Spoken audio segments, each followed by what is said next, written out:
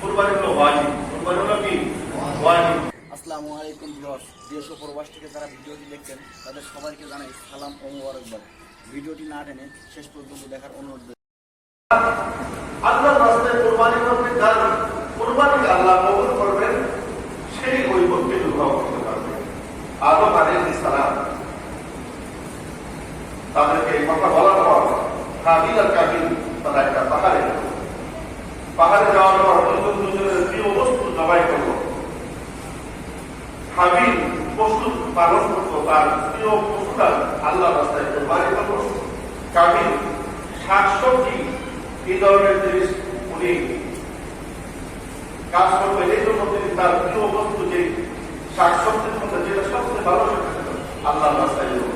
আর তখনকার নিয়ম ছিল যার কুরবানি কবুল করা হবে, আল্লাহ তাআলা আসমান থেকে একটি অগ্নি আগুন পাঠাতে ওই কুরবানিটা জ্বালিয়ে দেবে। সুবহানাল্লাহ। অর্থাৎ যার কুরবানি কবুল হবে সেটা স্পষ্ট বোঝা যাবে।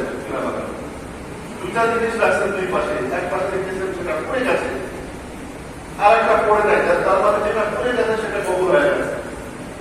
এখন যদি ওই সিস্টেমটা চালু থাকতো যে সবাই করতেছে, কার কুরবানি কবুল হয় এটা বোঝা যাবে যে অমুকের কুরবানি কবুল হয়েছে এবং অমুকের কুরবানি কবুল হয় না। কি একটা অবস্থা বলেন তো। কথায় কথায় একটা ইমাম সাহেব যদি গরু কুরবানি করে এবং তার কুরবানি যদি কবুল না হয়, ওটা আসলে নামাজই বলতো না, বলবে কি বলবে না। তো তারা দুই ভাইয়ের পরিমাণে কুরবানি করলো, একজনের কুরবানি কবুল করলো। আল্লাহ তাআলা এটাই কোরআনে বলেছেন, إذ قربا قربانا فتقبل من أحدهما ولم يتقبل من الآخر আল্লাহ তাআলা জানিয়েছেন আমি আল্লাহ ওই দুজনের মধ্য থেকে একজনের কুরবানি আমি আল্লাহ কবুল করলাম। যখন আমি একজনের কুরবানিকে কবুল করলাম, হাবিলকে কাবিল জানতে বলতেছে আমার কুরবানি কবুল করা হয় নাই। আমি কাবিল, তুমি হাবিলকে হত্যা করে ফেলবো বলেন নাউযুবিল্লাহ।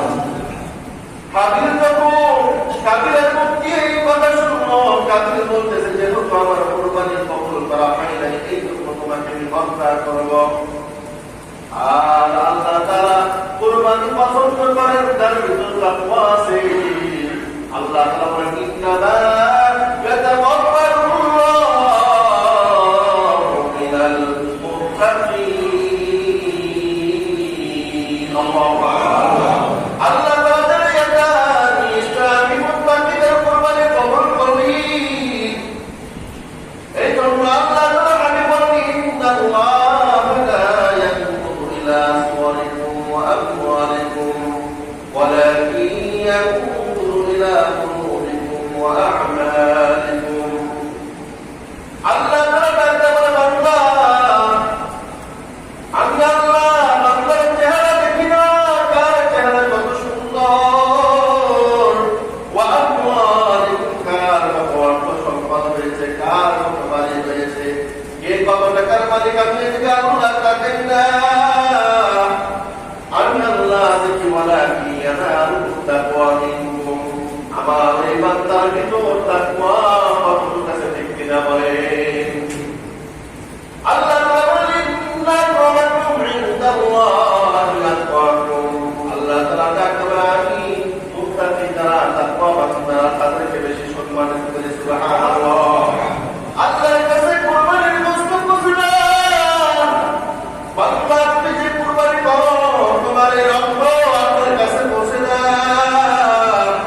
তুমি আমি যে কুরবানি করি, কুরবানির গোশত, এই কুরবানির হাড়িটা আল্লাহর কাছে পৌঁছে না। আল্লাহ তাআলা জানিয়ে দেয় লা ইয়ানালুল্লাহু লুহুমুহা ওয়ালা দিমাউহা ওয়ালাকিন ইয়ানালুহু তাকওয়া মিনকুম। বান্দা তুমি যে কুরবানি করো, তোমার কুরবানি আমি আল্লাহ গ্রহণ করি না, আমি আল্লাহ তোমার তাকওয়ার ফসল কাছে সেটা গ্রহণ করি। সুবহানাল্লাহ।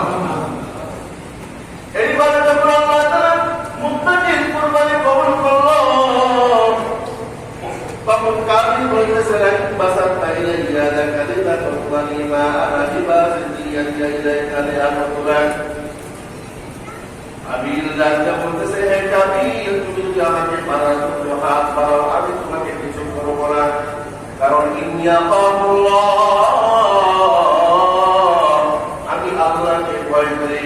অন্যায়ভাবে কাউকে মারা যাবে না, অন্যায়ভাবে কাউকে শহীদ করা যাবে না, হত্যা করা যাবে না।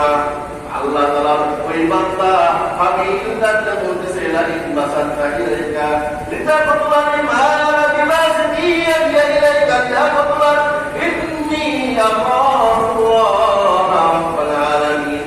কারণ আমি আল্লাহকে ভয় করি, আল্লাহকে ভয় করি, আমি তোমাকে অন্যায়ভাবে হত্যা করে করতে পারবো না। ইন্নী উরিদু আন তাবুয়া বিইসমি ওয়া ইসমিকা ফাতাকুনা মিন আসহাবিন নার। কাবিল কাবিলকে ডাকতে বলে, তুমি আমাকে যদি হত্যা করো, তোমার যে গুনাহ আছে আর আমার যত গুনাহ আছে সব তোমার আমলনামায় চলে যাবে, এই জন্য আমি তোমাকে হত্যা করতে পারবো না।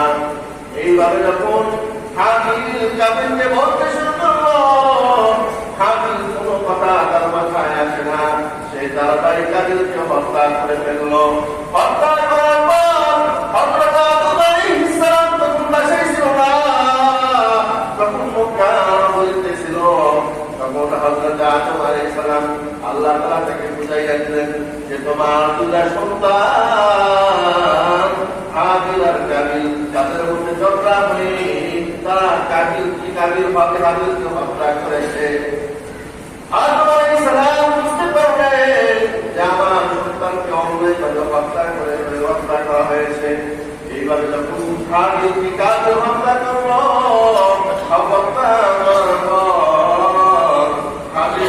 কাবিল বুঝতে পারতেছে না তার ভাইকে এখন কি করবে, কিভাবে কি করবে, কিছুই বুঝতে পারতেছে না। জমিনের উপর শুয়ে আছে।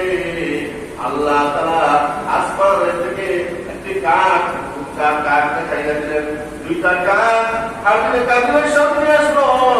একটা কাক আর একটা কাকের সাথে ঝগড়া করে একটা কাক আর একটা কাককে হত্যা করে ফেললো। হত্যা করার পর ওই কাকটা আর একটা কাককে মাটির নিচে এইভাবে চাপাইয়া দিল।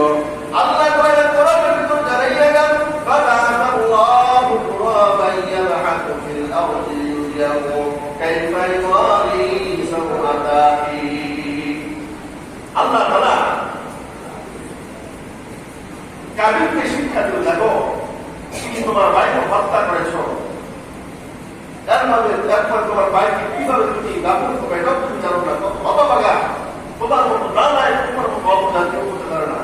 কাবিল দেখলো যে একটা পালে যদি মারা যায় তাকে কিভাবে দাফন করতে হয়, সেই কাকের থেকে শিক্ষা নিল। মানুষকে কিভাবে দাফন করতে হয় এটা তার মাথায় ছিল না, কারণ তখনই প্রথম দুনিয়ার জমিনে প্রথম মানুষ হত্যা করা হয়েছে। এই মানুষ কিভাবে দাফন করতে হয় সেটা জানতো না। কার মাধ্যমে শিখলো? কাকের মাধ্যমে শিখলো। এটা আল্লাহ কোরআনে বলেছেন। এই যে আমরা কুরবানি ইতিহাসটা প্রথমে পাইলাম, এটা হযরত আদম আলাইহিস সালামের সন্তান কাবিল আর কাবিলের মাধ্যমে, ঠিক কিনা বলেন? কিন্তু আমরা যে কুরবানি করি, আমরা কুরবানি করি হযরত ইব্রাহিম আলাইহিস সালামের সন্তান। ইব্রাহিম আলাইহিস সালাম আল্লাহর জলিলুল কদর একজন নবী। ইব্রাহিম আলাইহিস সালাম আল্লাহর প্রিয় একজন নবী, যাকে খলিলুল্লাহ বলেছে। এই ইব্রাহিম আলাইহিস সালামকে আল্লাহ তাআলা দুনিয়ার মধ্যে সবচেয়ে বেশি পরীক্ষা করেছেন ইব্রাহিম আলাইহিস সালাম। পৃথিবীর বুকে যত নবী পাঠিয়েছেন, রাসূল পাঠিয়েছেন, সবচেয়ে বেশি পরীক্ষা করেছেন কাকে? ইব্রাহিম আলাইহিস সালামকে। মায়ের গর্ভ থেকে আসার পর থেকেই এলাকার সবাই মুশরিক, সবাই পূজা করে, সে চিন্তা করে যারা যদি প্রভু হয় তাহলে তাদেরকে কেন দিতে হবে না। সেই ছোট থেকে প্রভু খোলা শুরু করছে। একবার সূর্য দেখে যে এত আলো যায়, দুনিয়া আলো কিছু গায়ে যায়, এটা হয়তো প্রভু হতে পারে, দিন ছেড়ে দেখে সাহেব। তখন মনে মনে প্রশ্ন করে, যদি সে প্রভু হতো সে নিশ্চয় হতো না। আবার রাত্রে যখন ঘুমায় দেখে চাঁদ উঠেছে, দেখে যে এত বড় চাঁদ কত সুন্দর আলো দিয়েছে, এটা হয়তো প্রভু হতে পারে। কিছুক্ষণ পরে রাত্র যখন শেষ হয়ে তারা তাকে মনে করে এটা হয়তো নতুন মানে দেখেন রাত তারা তখন সে বলে না বলতে পারে না। ইব্রাহিম আলাইহিসসালাম ছোট থেকে আল্লাহ তাআলা এত পরীক্ষা নিয়েছে। ইব্রাহিম আলাইহিসসালামকে নমরুদ কতভাবে তাকে শাসন করেছে, কতভাবে তার অত্যাচার করেছে। সে আল্লাহকে বিশ্বাস করার কারণে, ঈমানের দাওয়াত দেওয়ার কারণে অগ্নির মধ্যে ফেলাইছে। ঠিক কিনা বলেন? ইব্রাহিম আলাইহিসসালামকে দেশ ত্যাগ করাইছিলেন। এত পরীক্ষার পরে আরেকটা তার বড় পরীক্ষা ছিল, তার ৮৬ বছর বয়স হতো তার কোনো সন্তান ছিল না। কত বছর বয়স? ৮৬ বছর বয়স। তার ৮৬ বছর বয়স হয়েছে, তার শারীরিক অবস্থা কেমন হতে পারে? আমাদের দেখেন মানুষের ৬০-৬৫ বছর বয়স হলে দাঁড়িয়ে পাকা চলে যায়, ৪০-৪৫ টাকা দাঁড়িয়ে পাকা চলে যায়। তাহলে একটা মানুষ ৮৬ বছর তার বয়স অনেক বেশি না? ইব্রাহিম আলাইহিসসালাম চিন্তা করতেন, আরে আমার তো কোনো সন্তান নাই, আল্লাহর কাছে সন্তান নাই। আমাদের বাংলাদেশে যদি কেউ ৮৬ বছর আল্লাহ দেওয়ার একটা সন্তান কি বলবেন? এত বৃদ্ধ বয়সে কেমন সন্তান আছে? ঠিক কিনা বলেন? আল্লাহ তাআলা এই হাবিব, এই খলিল ইব্রাহিম আলাইহিস সালাম আল্লাহর কাছে কাজ করে আল্লাহর কাছে আল্লাহ আমাকে নেককার একটা সন্তান দান করুন। সুবহানাল্লাহ।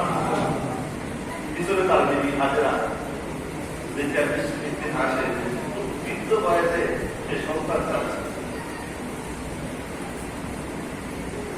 আসলে সন্তান